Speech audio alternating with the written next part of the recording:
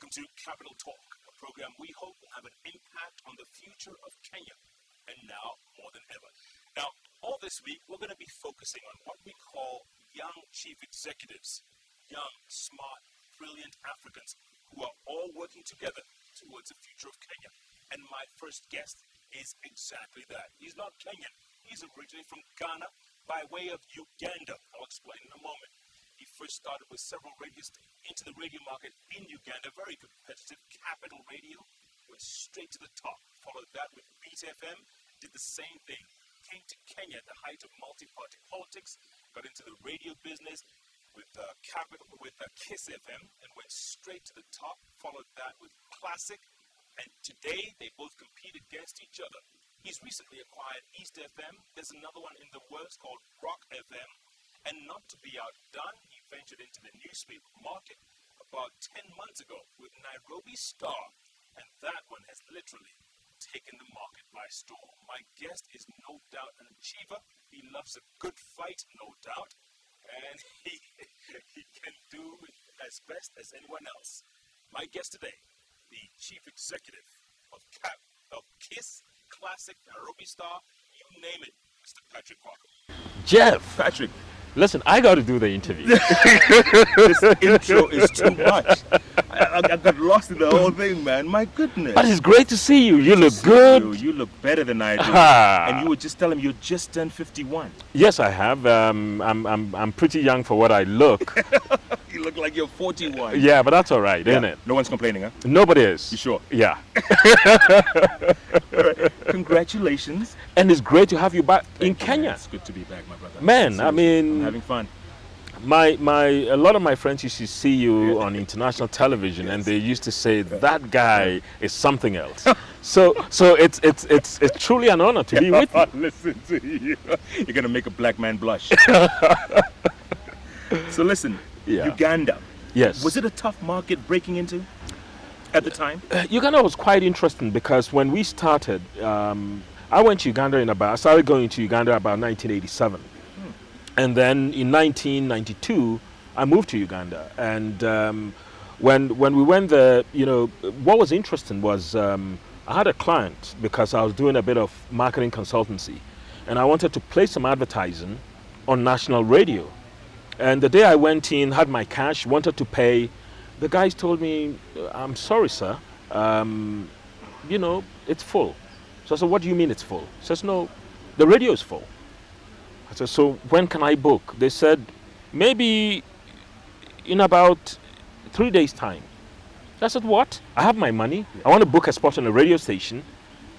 And this went on for like 3 months. And then, people started saying, well, to get on, perhaps. So I said, heck, why don't I open a radio station? Because I had clients who wanted to place advertising. So the challenge then was there was no commercial radio in Uganda. So I went up and I said, I want to set up a radio station. Everybody said, you can't. Now remember, this was back in 1992, 92, 94, and so I went up to the minister and I said, sir, we'd like to apply for a radio license. So he said, scratched his head, said, okay, let me look at it. And then went to the law books, looked at it, and basically there was nothing that stopped anybody from opening a commercial station. So he granted us a license. And that was the beginning. My goodness, just like that. So it was just an opportunity we sort of took. Then, of course, there was the challenge of trying to raise money to start the radio station. So I had to go around, talk to friends, tell them, look, it's something we could make money in. And I remember one of the people I talked to said, radio? How do you make money in that? But there we are. The rest, as they say, is history. So we did start. Yeah. And was it a big hit from the start? It was, no. It was quite a struggle because I put together the first business plan, then gave it to a number of businessmen. And a couple of them said we're interested. One of the key people who said, I'm very interested, kept saying, hold on. The next thing I knew, he'd applied for a license. So two of us actually entered the market. And it was different because it had been traditionally a very Radio Uganda market where it was a wide package. Yeah. Like VOK or KBC. Like VOK or KBC. Yeah. So when we started, that's the market. So you sort of have to offer something slightly better than the market, and you couldn't be too radical. Yeah.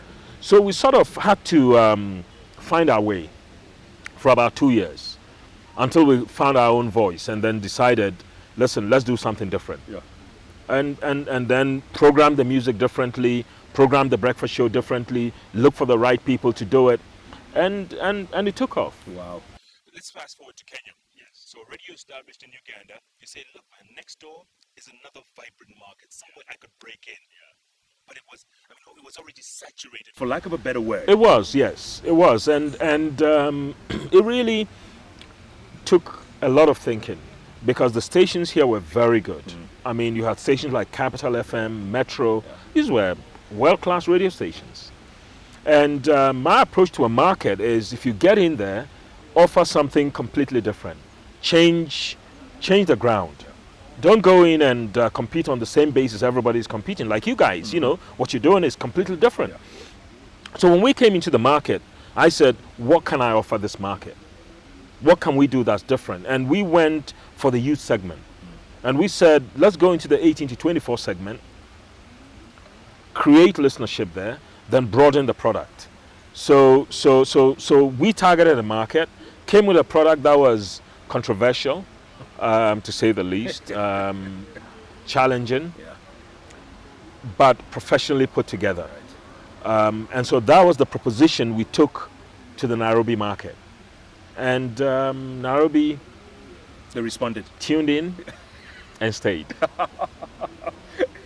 But you make it sound so easy, Patrick. It must have been tough in the beginning. It was. It was very tough, because we were coming into an environment where to get a license was a struggle. B, to be accepted by not the listening public, but by the advertising agencies who pay for commercial radio. And if you don't know, that's what they do. They pay so that commercial radio is free. Was a challenge, because I remember going around to all the agencies in Nairobi and saying, we want to set up a new radio station. Everybody said, Patrick, does Nairobi need another radio station? And I kept saying yes, and everybody said no. It was only one agency that said, maybe there is a gap, and maybe we'll give you a chance. So the first 6 months was pretty rough. From an audience standpoint, we got accepted by the audience. From an advertiser standpoint, they thought we were too controversial, too over the top, too crazy. But actually, what they didn't figure was that commercial radio is really about pleasing your audiences, delighting them. And when you delight them, they come on board. And really, when you have the audiences, the market comes to you. So over the years, I think advertisers have found that because we have the audience, we can move their products. So that came together, but it was not easy. I got into town, had probably the best person I know in radio, Caroline Mitoko, and then I got sued. Hit with a lawsuit, bang, like that. For hiring her? For hiring her. So I was in court from day one. Are you serious? Yeah, but it was fun. Yeah. We struggled with it. It got thrown out. And then we started working. Then we started getting the complaints. It wasn't official. It was, Yeah. But when you start getting complaints, that means you're good, right? Yeah, but, that was Kenya then. Yes. You got some heavyweights. They call and they say, well, you're a foreigner, And I say, yes, sir, but what did my people do? Yes. Well, we don't like the way they talk. What exactly is the problem? Right. Well, how could she say this about the president? So, was it libelous? No. What's the problem? Yeah. It's disrespectful. I said, okay, then let me listen to it, and we'll come back to you. Yeah. So there was a lot of that. But on the other hand, I think the government was also quite tolerant. Sure. Because what we were doing was very, very different. You're breaking new ground. You're breaking new ground. Yeah. You upset a lot of people. Sure. We had a lot of closet listeners. Then what began to happen was the older people sort of started hearing about the station. And a little revolution went over Nairobi, and guys started tuning in their cars, and they wouldn't sort of dare to do it with their kids in the car, but the kids would say to them, Dad, I want to listen to that station. So slowly the older people got sort of pulled in, and then we had to introduce a couple of mature products, talk shows, just to cater for the older people who love the music but found the content a bit slightly younger than they, and slightly more pushy than they thought. Yeah. Wow. And then classic after that. Yes, because what had happened was we'd made KISS so successful and so broad a radio station that it was really difficult to cater to like a 50-year-old who's listening and 15-year-old who's listening. I mean, it was really difficult. So we really struggled to try and find a partnership that would give us an opportunity to launch a different kind of station. Now, so we launched Classic. It took us about 2 years to cut through the market, but it did. And the proposition was quite different. It was old music for older people. But what we did with the content was to switch the content so the music was for older people, but the content was about relationships. So again, musically, it's positioned older, but it's accessible for anybody with a relationship who wants to talk about relationships. So yeah, that's done pretty well. I mean, and we now have Minor Kageni on it, who is an absolute hoot. I mean, he's with he's classic. I mean, he's classic with Mwalimu Kingangi. Oh, it's just an amazing thing. I'm telling you, everybody in there, you could tell when you're driving in the morning. Who is listening? Yeah, and I mean, it's great. It's great to have Caroline on KISS in the morning, Minor on Classic in the morning. I mean, the market is covered. You've covered every base. Yeah. Speaking of talent, Patrick, is the talent pool that large in Kenya, or you have to sift through a lot of the, for lack of a better word, minutiae until you get to? I think it's a real challenge. It's a real challenge to find good people. And it's not that we don't try. I mean, we've been looking for a couple of people. I got 3,000 applications. You start going through it. And the thing that is difficult is people don't want to be themselves. And what you're looking for the next Jeff Koinange. You're looking for the next Caroline Mutoko. You're looking for the next Minor Kageni. You're looking for people who are themselves. And the people you get is people who want to be somebody else. And so to try and get people to say, step back, just be yourself, that's the biggest problem we have. If we have enough people who want to be themselves, it'll be a lot of talent. It'll be a lot of talent.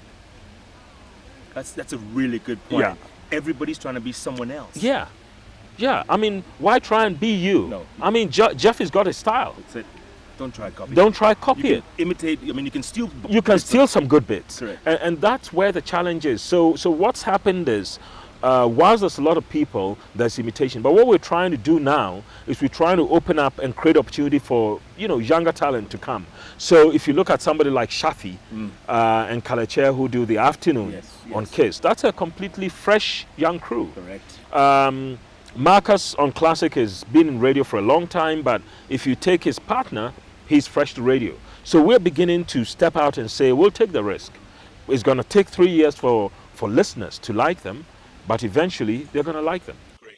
Patrick, I want to talk more about that. I want to talk more about the competition, if there is any. I want to talk about Nairobi Star. I want to talk about what's the future for Patrick Quarcoo. My guest today is a lot of fun. He's the chief executive, you name it, KISS, Classic, East, Nairobi Star. He is the media mogul, and he's so young, barely 50 years old, and still moving on. You are watching Capital Talk only on the award-winning station K24.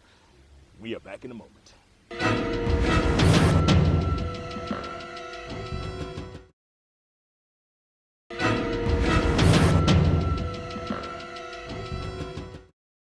Welcome back. My guest today is Mr. Media Mogul himself, Patrick Quarcoo, KISS, Classic, East, Rock, Nairobi Star, etc., etc., etc. So Patrick. No, Jeff. I always have a small guy philosophy, and people walk to my office.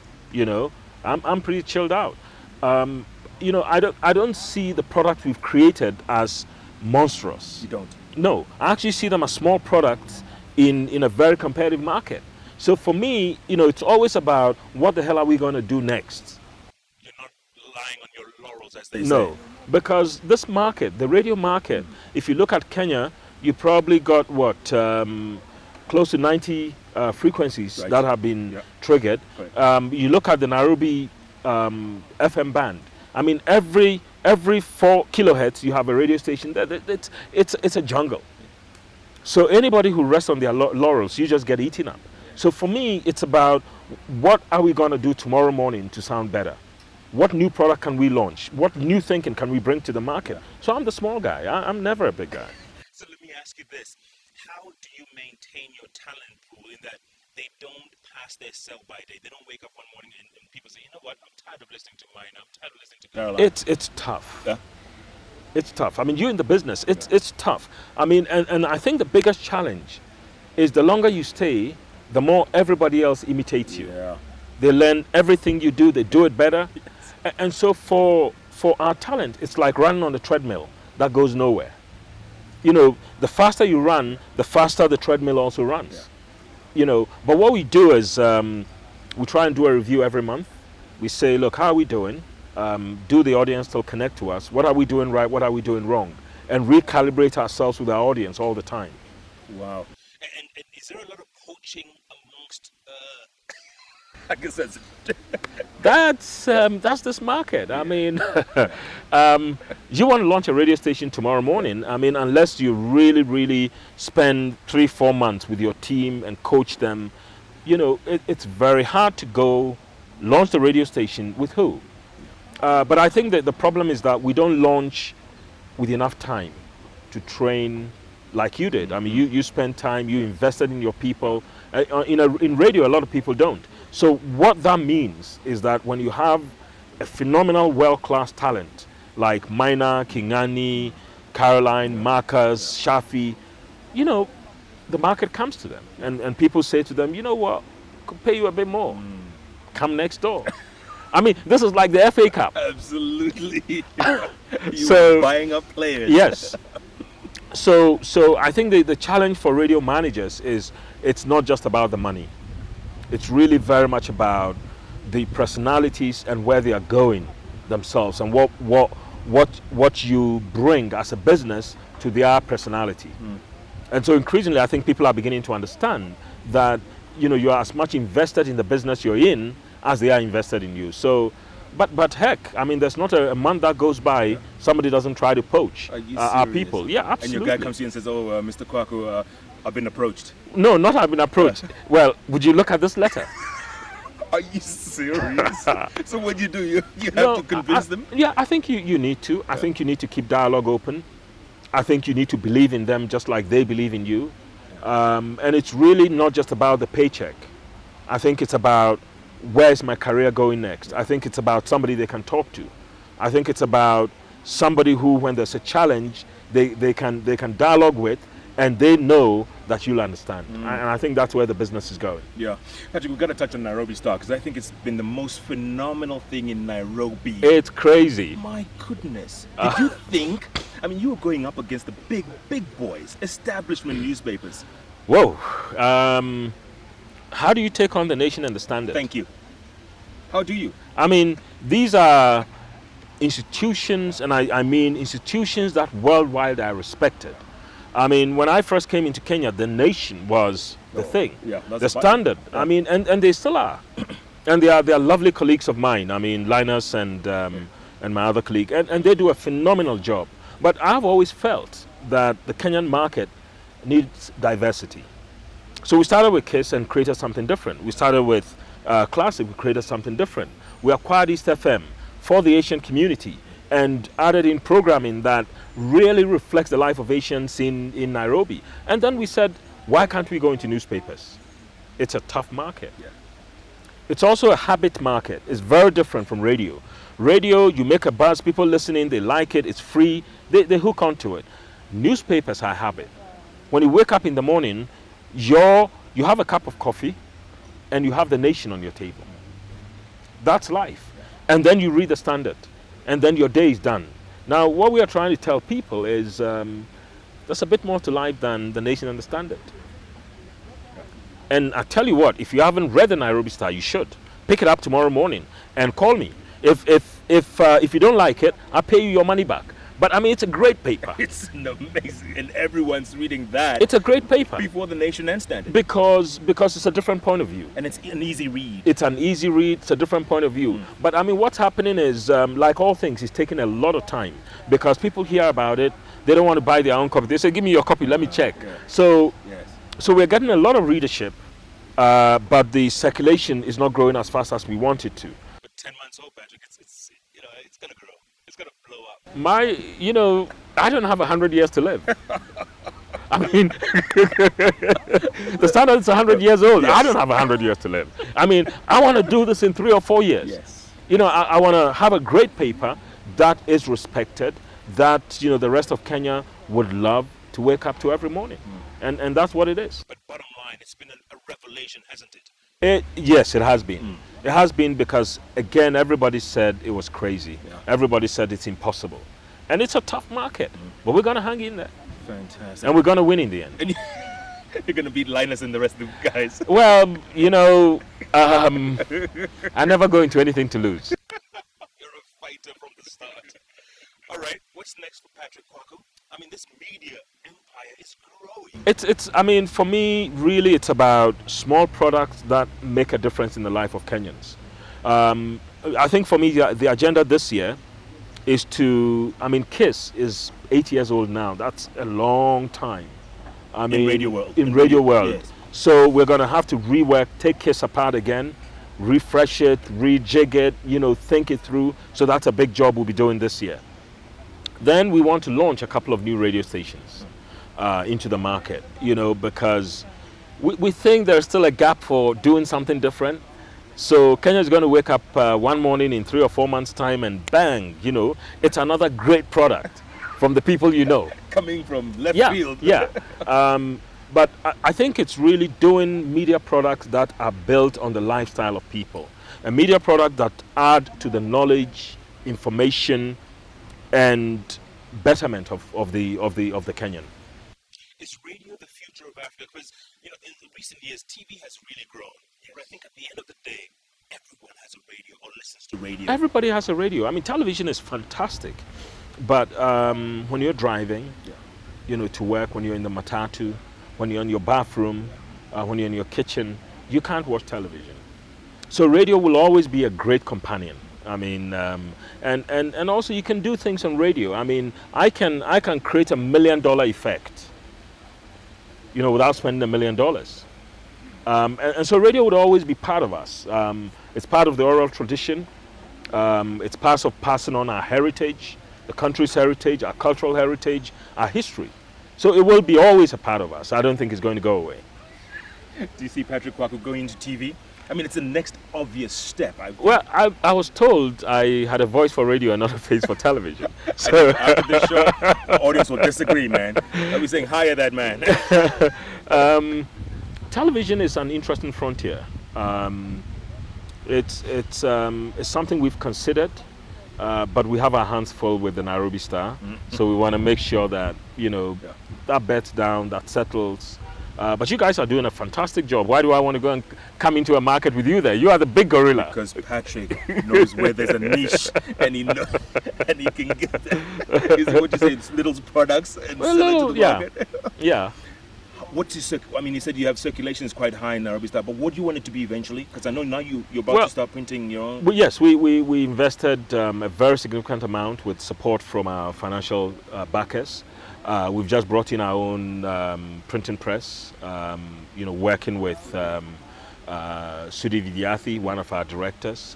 And what we're looking at is that press, because it's a smaller press, will give us better quality, better resolution. So that's something we want to bring. The second thing is, because we have our own press, it means that we can do stories that really, under other circumstances, we can't do. Because the challenge we have is, and you wouldn't know this, our paper has to go to bed or has to be printed at 6 p.m. the day before you get it. Which means that between 6 and midnight, if anything happens, we've missed it. Now, it forces us to be different, to be analytical, but with our press, we'll have the mix of the analysis and the recency. And that would be fantastic. Yeah. You know, so I think Nairobi must brace for some really interesting things in the next 3 months. You're really excited about this one. I aren't you? mean, it's amazing. Yeah. I mean, think about it. The Standard is 100 years old. 100 years old.